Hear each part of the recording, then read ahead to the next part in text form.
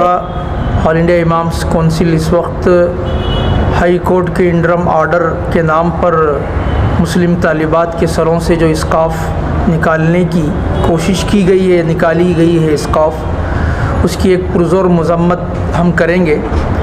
इसलिए कि हिजाब तनाज़ा पर कर्नाटक हाई कोर्ट का जो इंटरम फ़ैसला जो आया था, उसकी एक गलत तरीक़े से तशरीह की गई। एजुकेशन डिपार्टमेंट और पुलिस महकमा जो है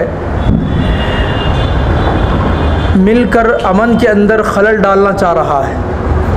काश के एजुकेशन डिपार्टमेंट और पुलिस महकमा इस सिलसिले में इंटरम आर्डर को सही तरीके से आवाम तक अगर पहुंचाता तो बहुत ही अच्छा होता, लेकिन उसमें मीडिया पहले ही से झूठ फैलाने का आदत से अपनी मजबूर है, तो उसने सितम बालाए सितम ये किया है कि झूठ और शरारत इतनी कर दी कि उर्दू स्कूलों के प्राइमरी और हाई स्कूलों की तालिबात को भी न सिर्फ रोका गया बल्कि उनको घरों को भी वापस भेज दिया गया।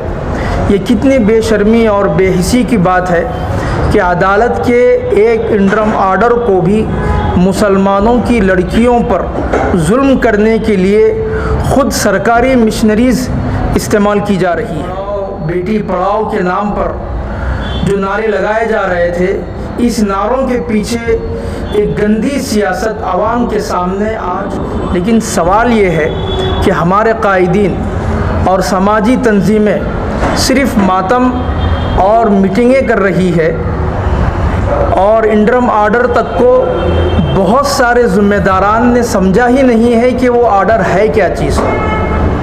आर्डर जो भी दिया गया है वो सिर्फ CDC कॉलेज डेवलपमेंट कमेटी वाले कॉलेजों के लिए है, जहाँ पर हिजाब एक इशू बना हुआ था, उनके लिए ये ऑर्डर आया हुआ था। और दूसरी प्राइमरी और SDMC school development and management high school और प्राइवेट मैनेजमेंट स्कूल व कॉलेजेस के लिए ये ऑर्डर किसी भी तरह से लागू नहीं होता। लेकिन हम देख रहे हैं कि स्कूल्स और हाई स्कूल्स और तुम्हारे प्राइवेट स्कूल्स और कॉलेजेस से लड़कियों को वापस भेजा गया। कल की तारीख़ में अगर ये दोबारा ऑर्डर वहाँ लागू किया जाए SDMC पर, तो याद रखो ऑल इंडिया इमाम्स कौंसिल पूरे कर्नाटक में रोडों पर निकलकर एहतजाज और धरना देना शुरू कर देगी।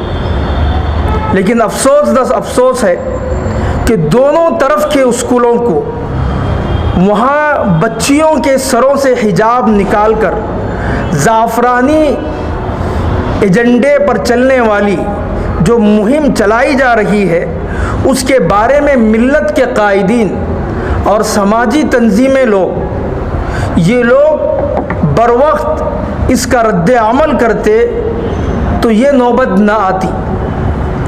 लेकिन साथ साथ हम ये भी कहेंगे कि महल्ले के नौजवान, मस्जिद कमेटियाँ और इसी तरह से ज़िम्मेदारान महल्ला मैनेजमेंट के लोग अगर ये इंटरम आर्डर को सही तौर पर अमल करने की अपील करते तो ये नौबत हरगिज़ नहीं आती थी। लेकिन उन लोगों ने भी इससे अपने बेराह रवि का इजहार किया है।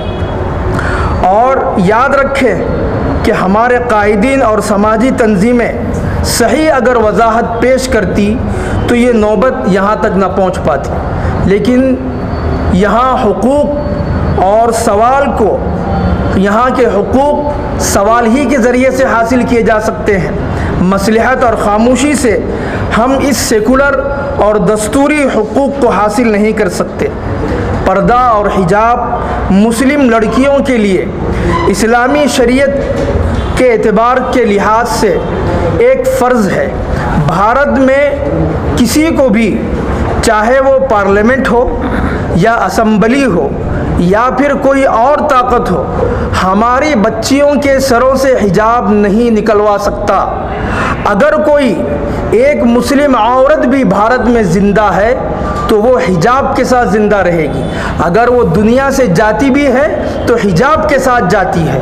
آپ کو معلوم ہونا چاہیے کہ مرد یا عورت جب مر جاتی ہے تو مسلم عورتیں مرنے کے بعد بھی ان کے سروں پر حجاب اور اسکارف رکھا جاتا ہے. ہم پیدا ہوتے ہیں تو بھی ہمارے سروں پر اسکارف ہوتا ہے.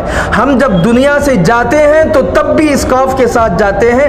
تو کوئی ہندوستان کی طاقت اور بھارت کا کوئی پارلیمنٹ اور کوئی طاقت رکھنے والا ہمیں اور ہماری مسلم خواتین کے سروں سے حجاب اور اسکارف نہیں نکال سکتی.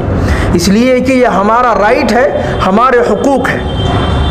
اور اسی طرح سے ہم دیکھ رہے ہیں کہ میڈیا بہت سارے بری طرح سے ڈیبیٹ چلائے جا رہے ہیں جس کے اندر خاص کر یہ سوالات ڈالے جا رہے ہیں کہ حجاب چاہیے کہ ایجوکیشن چاہیے, تعلیم چاہیے یا حجاب چاہیے, جاب چاہیے یا حجاب چاہیے.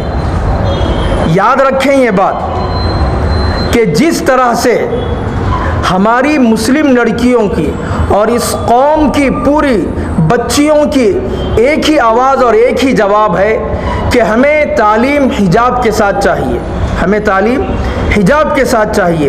تو لہٰذا اگر کوئی ماں باپ قرآن اور سنویدھان دونوں آنکھیں ان میں سے کوئی دو چیزوں کو ہم سے چھیننے کی کوشش کرتا ہے تو ہم اس کو نہیں چھوڑیں گے. اس لیے کہ جس طرح سے دونوں آنکھ جسم کے لیے صحیح ہے تو اسی طرح سے اس ملک بھارت کے اندر قرآن اور سنویدھان دونوں بھی ہمارے لیے ضروری ہے. اور ہم وہ قوم ہیں کہ اس ملک کے اندر آزادی کے لیے ہم اپنے خون کو بہا کر اس ملک کی آزادی جب حاصل کی ہے تو ہم اپنے حقوق اور آئین سے لڑنے کے لیے, جو ہمارے حقوق ہمیں نہیں دیتے ہیں ان سے لڑنے کے لیے ہم اپنی جانوں کا نذرانہ نسل در نسل تک دیتے رہیں گے اور اس ملک میں مرتے دم تک حجاب پہن کر ہی رہیں گے. اور اس حقوق کے لیے جتنی جد و جہد کرنا ہے ہم کرتے رہیں گے. کورٹ سے ہماری اپیل ہے کہ انٹرم آرڈر کو موڈیفائی کرے اور عدالت کی جو حکم عدولی کی جا رہی ہے اس کے خلاف سخت سے سخت سزائیں نافذ کرے اور آرڈر ایشو کرے. اور انصاف کے بغیر اس بھارت ملک کے اندر امن قائم نہیں ہو سکتا ہے. مسکان جیسی ہزاروں لڑکیاں, ہزاروں بچیاں آج اسکول اور کالجز اور یونیورسٹیوں کے اندر تیار بیٹھی ہوئی ہیں اپنے حقوق کو لینے کے لیے, اپنے حقوق کو حاصل کرنے کے لیے وہ لڑنے کے لیے تیار ہیں. ہمارے بہت سے عمائدین یہ بحث بھی کر رہے ہیں جو شرمناک ہے کہ حجاب کے بغیر تھوڑے دن کے لیے کالج چلے جائیں اور کچھ دیر کے بعد یہ معاملہ ٹھنڈا ہو جائے گا تو ہم پھر دوبارہ حجاب کو اپنائیں گے. تو یاد رکھو یہ ہرگز نہیں ہو سکتا. اس لیے کہ حجاب کے بغیر ایک منٹ بھی ہم برداشت نہیں کریں گے. اس لیے کہ ہمارا حق ہے, ہمارا رائٹ ہے. تھوڑے دن کے بعد بھی ہم اس کے لیے تیار نہیں ہیں بلکہ حجاب ڈالیں گے اور حجاب ہی کے ساتھ جائیں گے. اس لیے کہ حجاب سے ہمیں کوئی طاقت مسلم لڑکیوں کو نہیں روک سکتی. حجاب مسلم لڑکیوں کے لیے عزت بھی ہے, عصمت بھی ہے, وقار بھی ہے, تحفظ بھی ہے.